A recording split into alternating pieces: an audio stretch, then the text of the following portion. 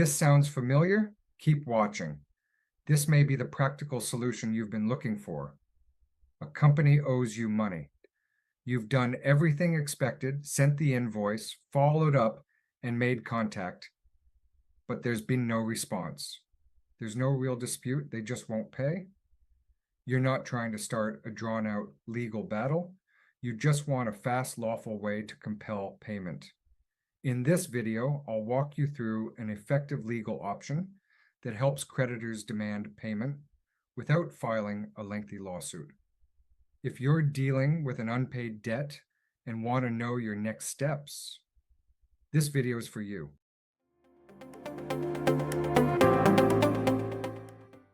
I'm Damin Murdock, principal lawyer at Leo Lawyers. You may already know me, or this may be the first time you have visited our website or video library. Although this looks like me and sounds like me, this is my AI avatar presenting this video using the script that I have written and approved. In this video, we'll discuss statutory demands, a formal legal tool available to creditors. Unlike a standard letter of demand, a statutory demand can lead to winding up proceedings if not addressed. That said, they must be used with care. If issued incorrectly or in the wrong circumstances, you may face legal consequences, including the risk of covering the other party's legal costs if they successfully challenge it.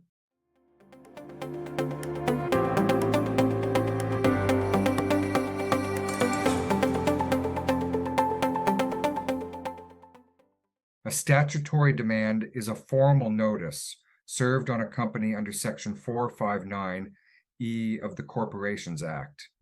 It's used when a debt is due, payable, and not subject to a genuine dispute or any offsetting claim.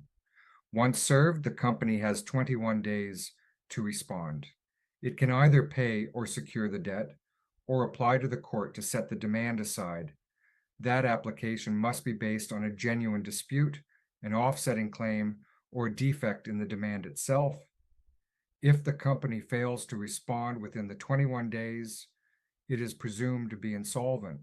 At that point, the creditor may apply to the Supreme Court or federal court to have the company wound up and a liquidator appointed.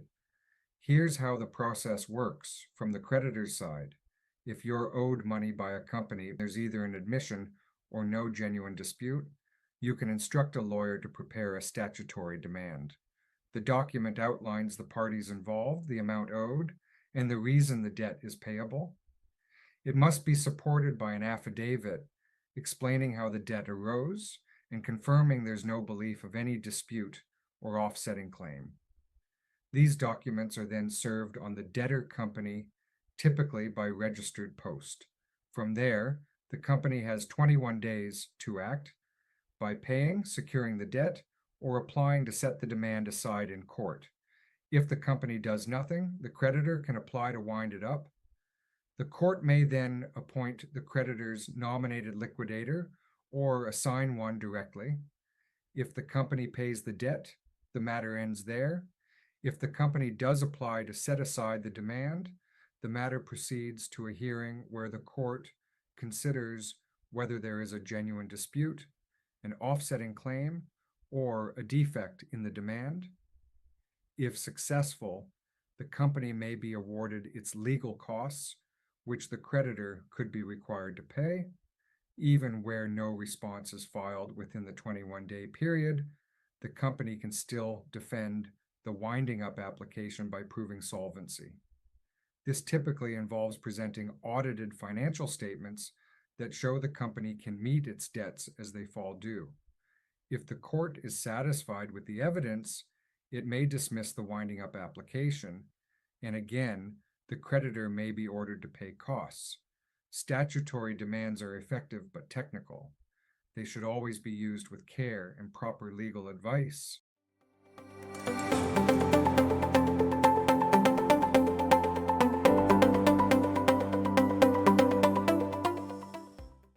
Let's briefly go over the typical costs involved in issuing a statutory demand and, if necessary, commencing winding up proceedings. To begin with, the legal fees to issue a statutory demand, including preparation of the supporting affidavit, generally range from $1,000 to $2,000 plus GST. From there, additional legal costs may arise if there are negotiations with the debtor company to settle the matter.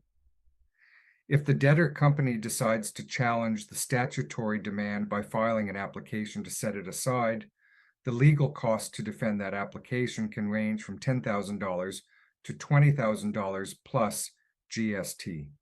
If the court sets aside the demand and you are unsuccessful in defending the application, you may also be ordered to pay the debtor company's legal costs.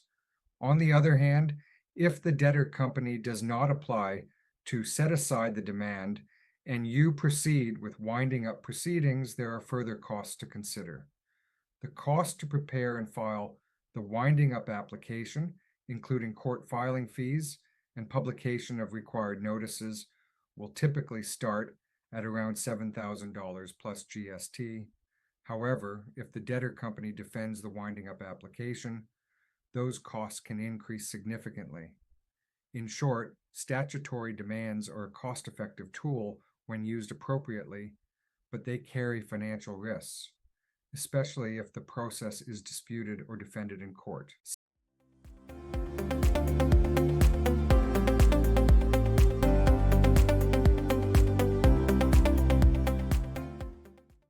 Statutory demands can be a powerful legal option, but they must be used strategically and with care. If you're considering issuing a statutory demand, or you've received one and aren't sure how to respond, it's important to get tailored legal advice before taking any steps. At Leo Lawyers, we assist both creditors and companies with navigating these processes effectively and cost-consciously. If you'd like to speak with us, visit our website, leolawyers.com.au, or get in touch using the contact details below. Thanks for watching, and we'll see you in the next video.